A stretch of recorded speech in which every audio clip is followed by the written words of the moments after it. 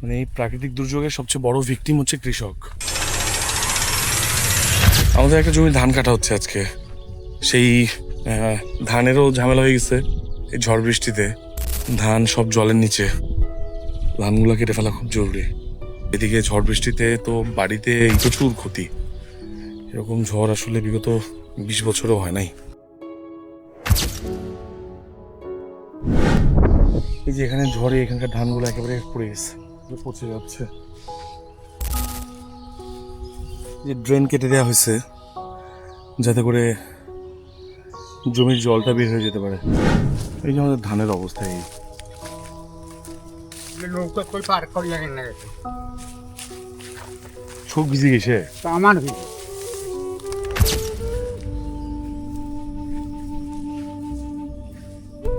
মানে এই প্রাকৃতিক দুর্যোগের সবচেয়ে বড় ভিকটিম হচ্ছে কৃষক।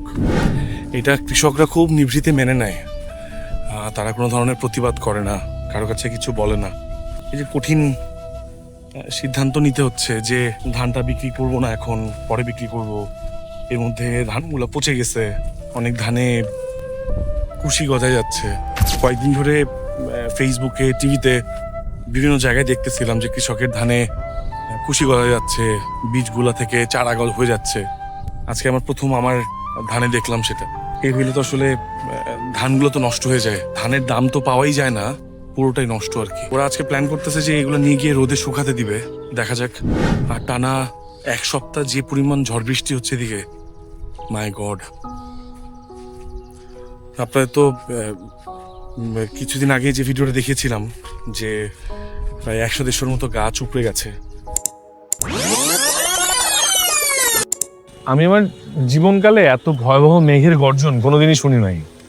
গতকাল যে পরিমাণ ঝড় আর মেঘের গর্জন শুনছি, তখনই আসলে আঁচ করা যাচ্ছিল যে কি হতে যাচ্ছে।